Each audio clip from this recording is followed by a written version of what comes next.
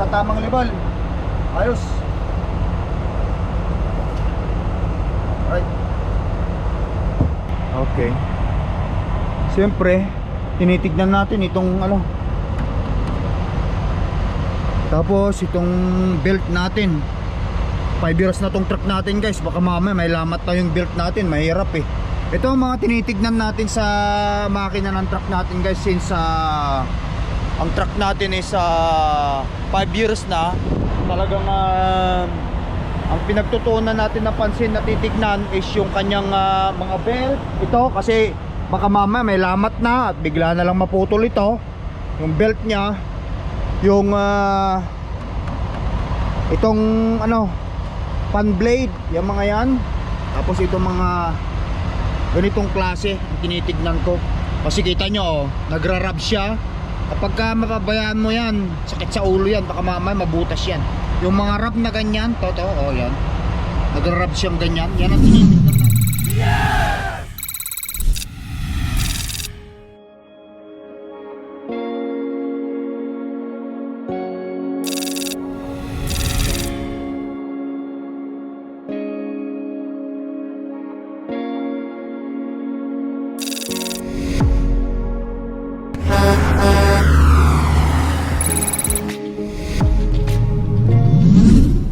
Guys, good morning. Nagbabalik ang lakay. So bali, dito pa rin tayo sa Flying J. Yan. Kagabi, dito na ako natulog. Nakita nyo naman sa previous video vlog natin. Kaya gigising ko lang.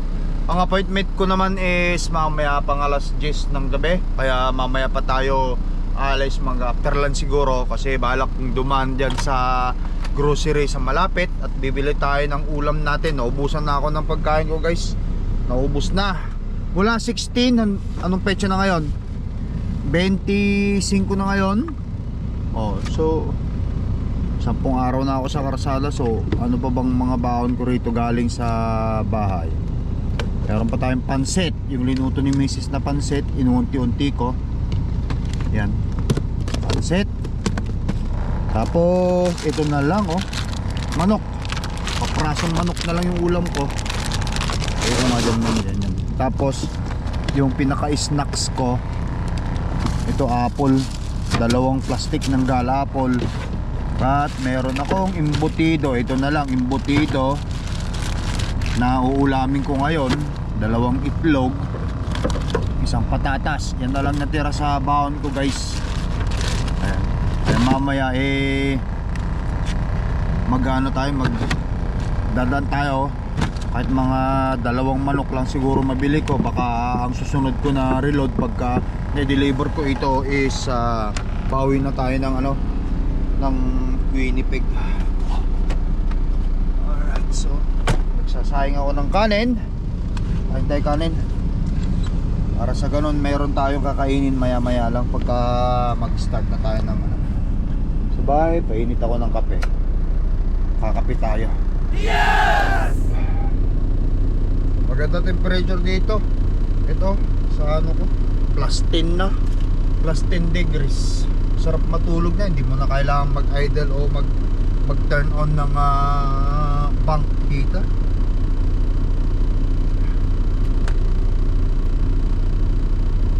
Tapos ito, may siopaw. Itong siopaw na to guys, gawa ni Mrs. ko ito. Siopaw baboy, sabi niya eh. Pork daw ang nilagay dito eh. Giniling na pork. Siopaw.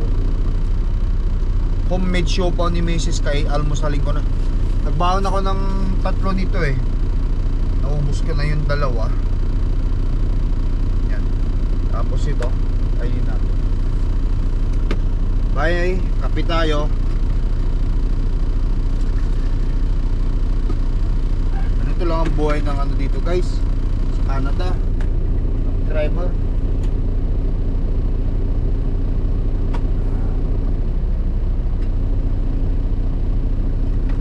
Saan mo ng kanin para mamaya. This is the life of truck driver here in Canada guys. Parang Pilipinas lang din naman talaga.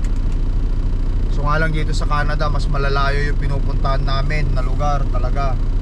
Talagang sa maghapon, ang driving mo sa Canada, US is 13 hours. Kapag tuloy-tuloy yan, umaabot ka ng mga, nakakapagmaneho ka ng mga almost 1,300 kilometer or more than that. Depende pa sa speed ng truck mo. Kung ang speed ng truck mo ay 110 kilometer, kasi may mga speed limit dito sa Canada na 110 kilometer, like the Trans-Canada Highway 1. Dito naman sa Vancouver is yung Highway 5 na yan is 120 kilometer. Ayan. Sa US naman, meron siyang 80 miles per hour. Ilan yung 80 miles per hour? 130 km. Meron ding 75, 70. Hindi pare-parehas, pero syempre malalayo talaga tinatakbo namin dito. Kaya nga inaabot talaga kami ng 2 to 3 weeks sa karsada. Depende kung gaano kalayo. Yan. Kain tayo guys. Mamaya mag-pre-trip tayo. Inspeksyonin natin lahat. Tapos larga na tayo.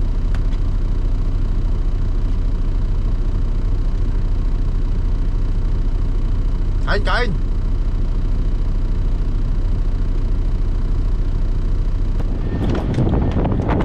Alright guys, yan. Tara, maligo muna ako. Shower muna tayo. Busy.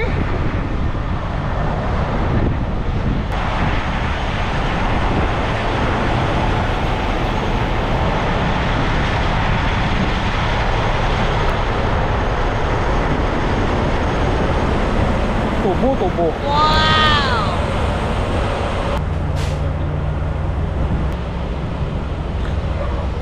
Yeah. Thank you. All right, make sure you lock that door. Yeah. How long are you gonna be, boss? Do you think? How's that? You gonna be in here for a little while? No. Oh, Just okay. Okay. 15 minutes. Alright guys, yan. Tapos na. So, maligo tayo. Katapos na rin yung buhat ko kaganina. Nakapagbuhat tayo. Mag-shower para presko. Let's see kung ano ko. Oo, lakas na to. Yan. Alright guys, yan. Tapos na tayo mag-shower. Alright guys, let's go.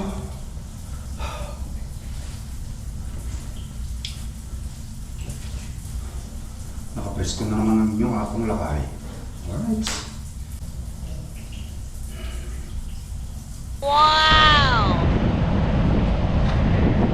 Ito guys, mag pre-trip na tayo. Check muna natin ang makina.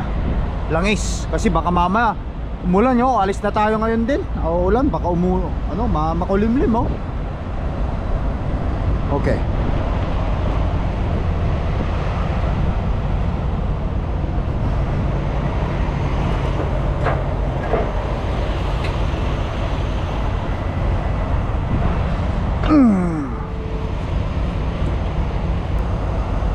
Langis di Portapia.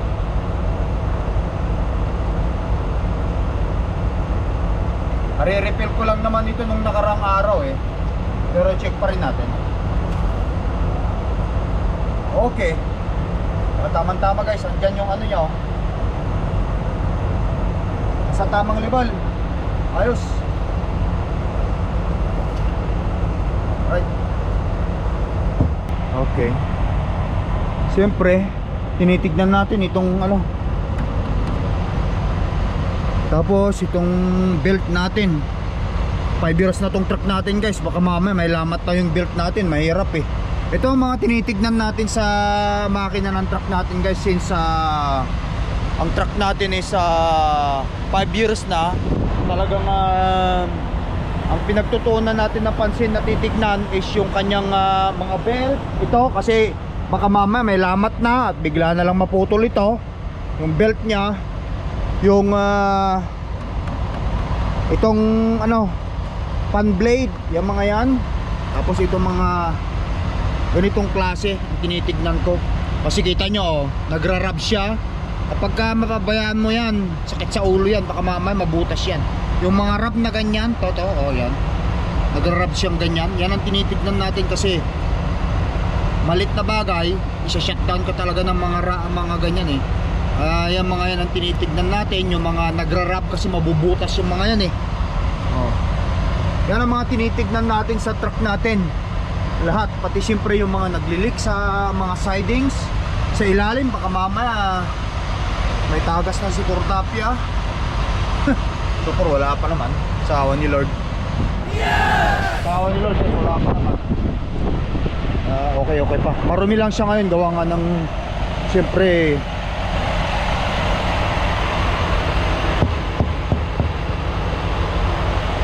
hindi pa tayo nakapagpahugas eh. Yan, mga belt.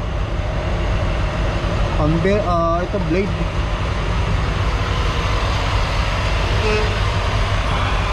Alright. Marumi na naman, no? Kailangan ko na naman magpa-change oil. Ilalim.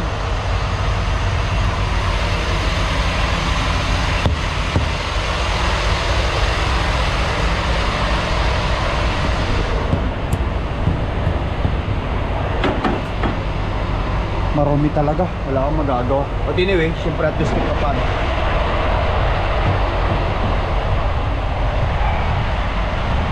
Check natin lahat. Ay, dapat in-start ko na pala, no? Para sa ganun eh maikutan natin yung ilaw sa ilalim. Itong mga ganito, ito magandang klase ng setup ng ano, kasi nakahang sila. Ano? Kapag ka ito nagra-rub, ito talaga peperwisyuhin ka, no? Pag nabutas ang isa nito, talagang ititirik ka nito. Kasi hindi na yung gagalaw eh. Ida-drag mo na lang yan eh. Okay. So, yun. Okay. Mamaya alas 10 pa naman yung aking delivery, pero alis na tayo kasi baka may ulan. Kasi nasabi ko, mama, dadaan ako sa bilihan ng pagkain. Bibili tayo ng dagdag sa baon natin.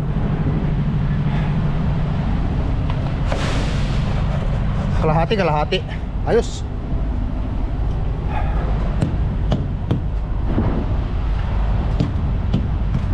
Okay. So, temperature number 1. Itignan natin. 0.4 ang box. Ayos. Okay. Start natin.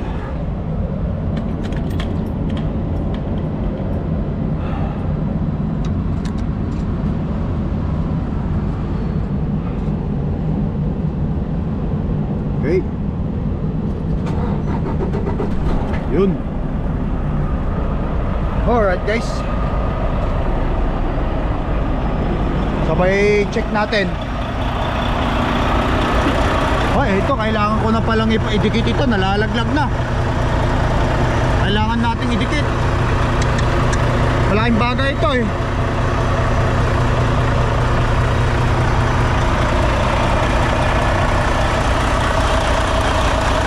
Ayos pa tunog. Sigurado natin.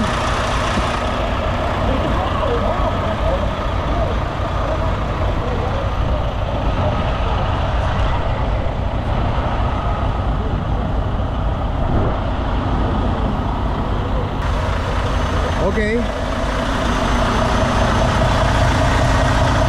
Ayos. Oh, nag-pinner din pala to. Okay.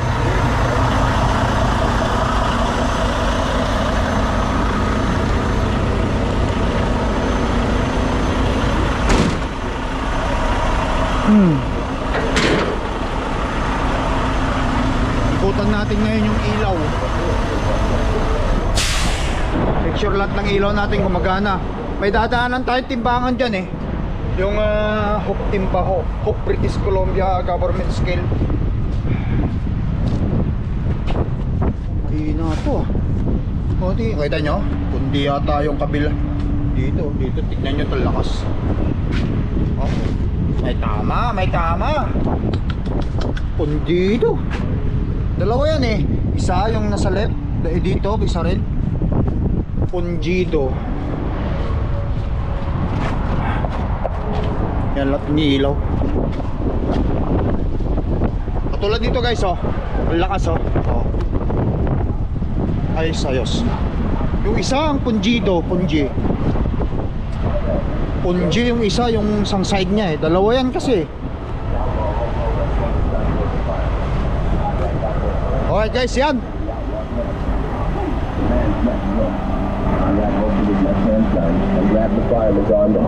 Hinaan ko nga, kasi You're right.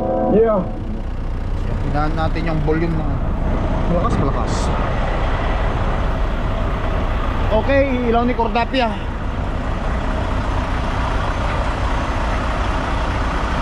Okay, ayos. Sa taas.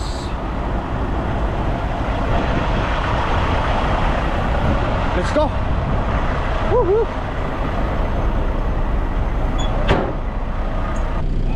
Alright. Abutan tayo ng ulan eh. Mahirap na.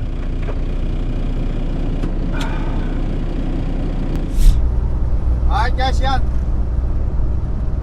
Dito na tayo sa Highway 1. Diyan lang yung timbangan, malapit na.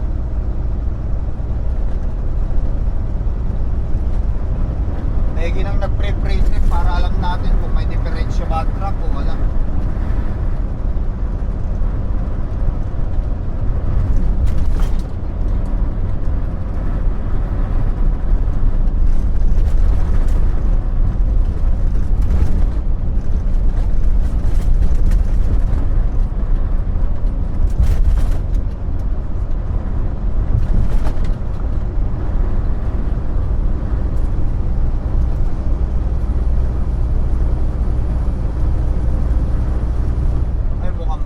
Bukas yata, bukas. Pag pumasok yung truck na yon, bukas. Nag-slow down na siya. Bukas.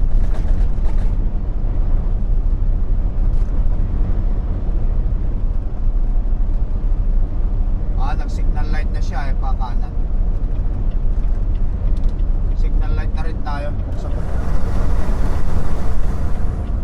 Na kasi maingit. Scale open, nakalaking sign.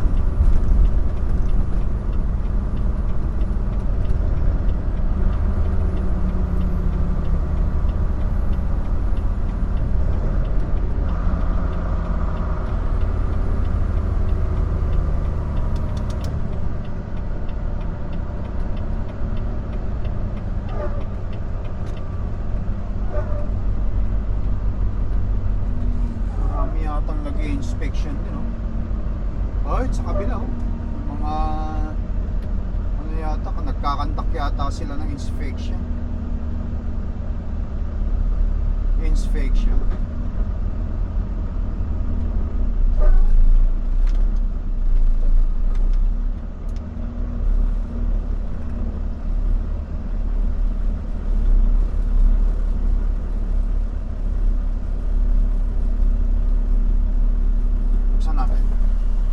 Para marinig natin kung tawagan tayo o pull over tayo. I hope not.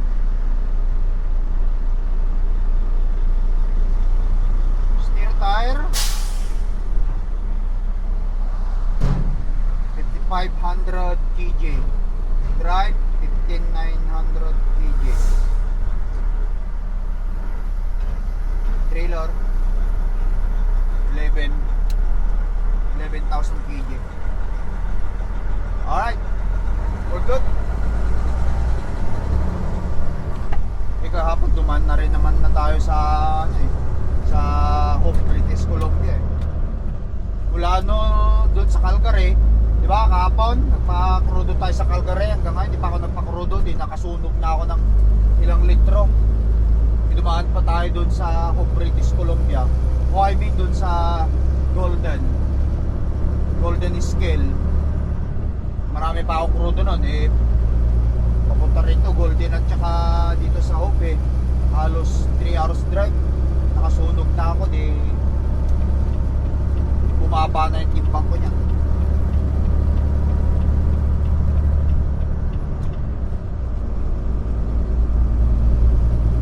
Tsaka lang naman sila ano dyan guys, kapag kayong pull over ka nila para inspection pagka malapit na yung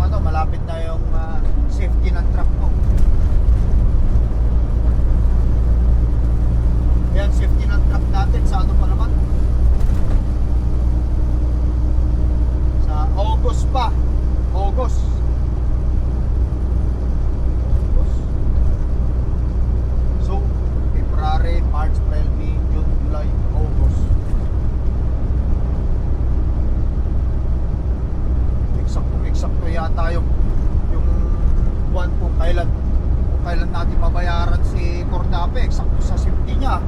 Sana all, sana. But anyway, malaman na lang natin. Weather is plus 12 degrees. Mainit. Dito tayo rito sa Chiliwak. Nadaan muna ako sa Chiliwak para bumili ng pagkain natin dito sa Superstore dito.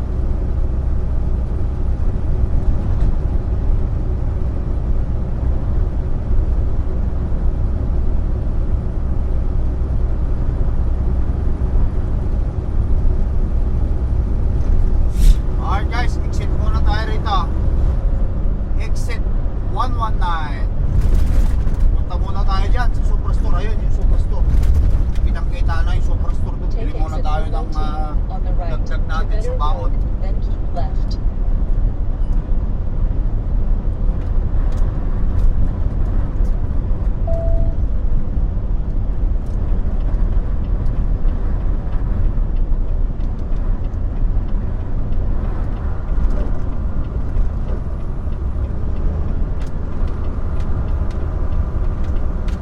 Yata yung paggawaan ng beer, guys, Molson Coors. Sino ba umiinom ng Molson Coors beer? Ito, Molson Coors.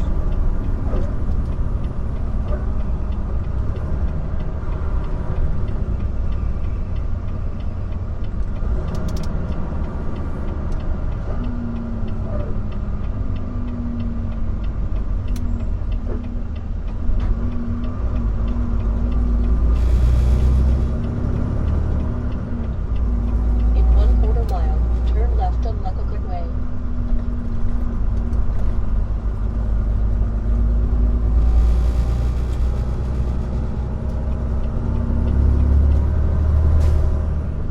Park muna tayo dito sa may Husky. Tapos punta tayo doon sa Superstore. Lalakarin ko na kasi walang mapagparkan doon ng truck. Ayun yan Superstore na yan. Malapit lang. Maganda rin kapag kabisado mo na talaga yung lugar minsan, alam mo kung saan ka pupunta, saan ka bibili ng mga kasi madalas ko na itong dinadaanan, alam na natin kung saan talaga kasi. Turn left at the traffic light.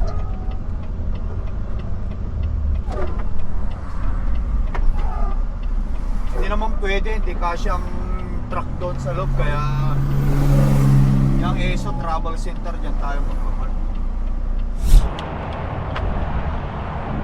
Alright guys, yan, park muna tayo rito. Dito tayo sa Chiliwak So bago natin iwanan, check muna natin ito 04, yun, tama lang. Lakarin ko na, kapit lang na.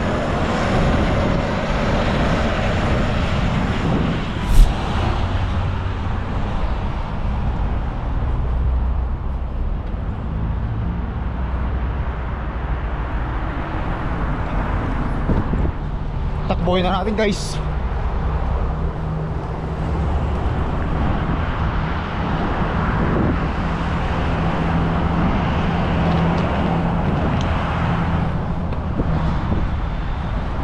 Real Canadian Superstore. Alright guys, hindi ko na-realize Lululemon pala yung binigay ng anak ko na sa ate Papa. Big shout out anak, thank you nga pala sa Lululemon. Yes! Guys Real Canadian Superstore na tayo.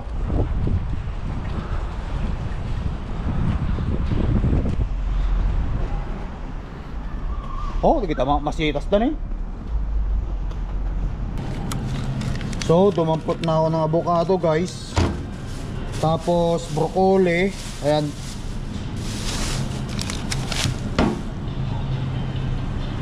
Tapos manok. Kuha tayo ng mga halal. Wala na bang iba?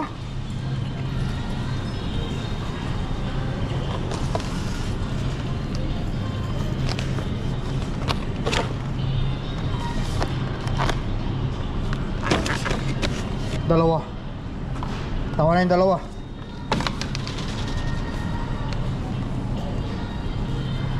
Alright guys, yan. Dapat na rin ako ng bigas. Wala na akong bigas eh. Yan, tawa na yan. Bumili rin ako ng baboy. Sabawan ko kung gusto ko. Hindi ko alam kung hanggang kailan akong makakauwi eh. Kung sakali man, lutuin sa bahay.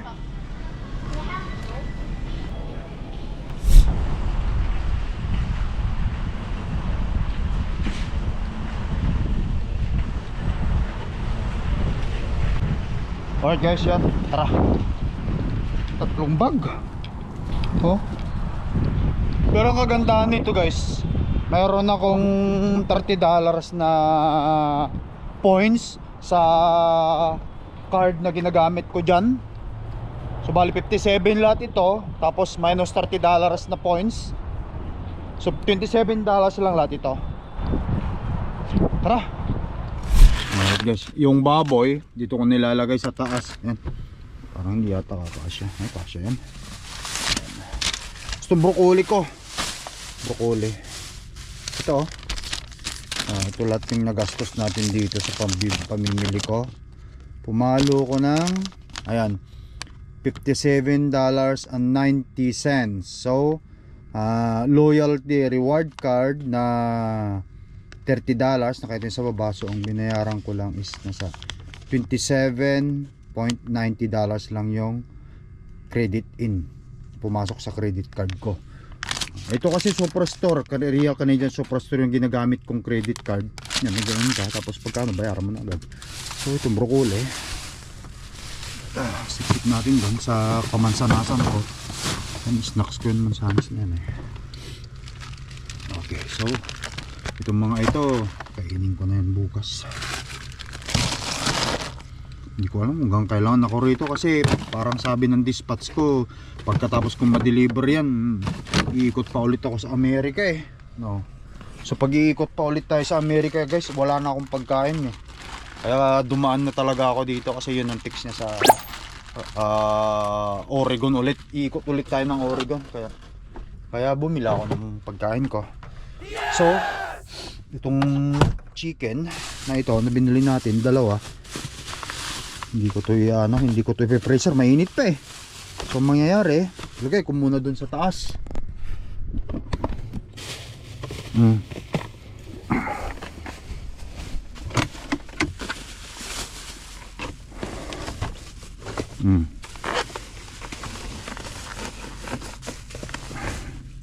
Diyan lang siya. Diyan ko lang ilagay yan. Tapos sarado ko, yan. Mainit pa eh. Tapos itong avocado naman to, hindi ko naman kailangan ilagay sa ano, dyan lang yan. Sa freezer yan, hindi kailangan ilagay sa freezer. Itong bigas ko yan. Okay, so yun na lang muna to, i-organize ko na lang mamaya. Dapat pagka nilagay ko dun sa ito, dun sa lagayan ko na doon, hindi ko itapon yung plastic para alam ng Amerika. Kung nagpunta ako ng Amerika guys, tatawid tayo ng Amerika, tatanungin kung saan galing yung bigas natin, may plastic tayong ipakita. Yan. No name, ibig sabihin galing lang yan sa Canada ito. But anyway guys, tara, tuloy na natin ang biyahe natin. Let's go. Yes! Alright guys, let's go. Malapit lang naman dito yon, mga 40 minutes driving lang kasi nasa 40 miles lang to. Take the ramp on the right to Highway 1 West toward Vancouver.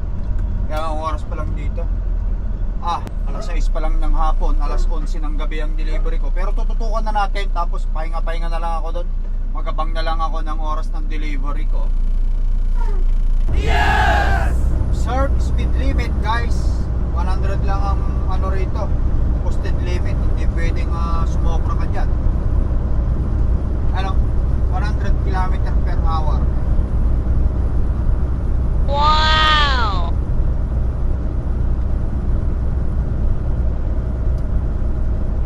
Tuloy-tuloy lang tayo. Dito pala yung O'Connor na RV. Maganda na mga RV nila. Miss ko na tuloy mag-camping. Bale, malapit na mag-summer guys. Makakapag-camping na tayo kasama ang pamilya.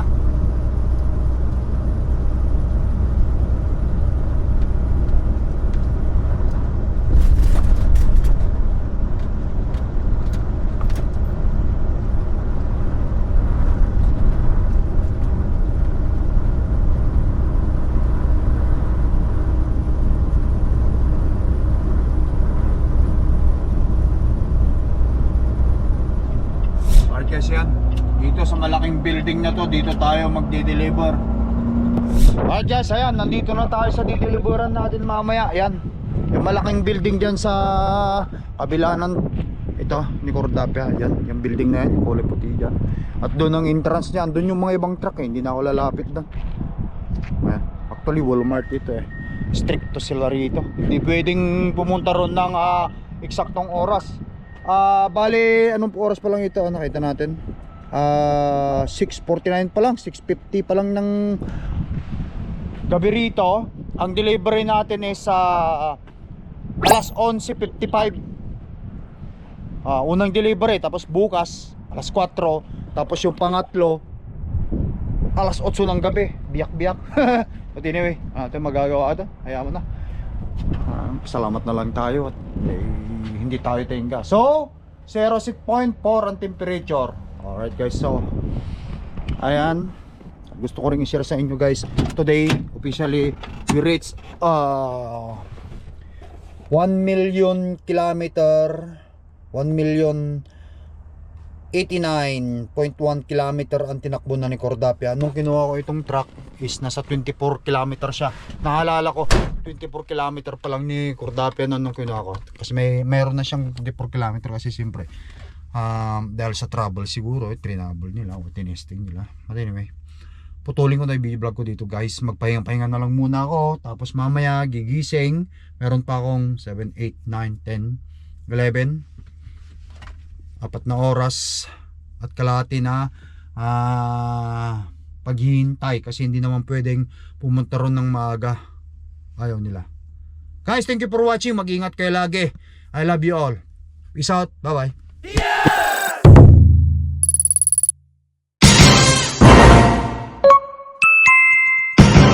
Lakai Trucker.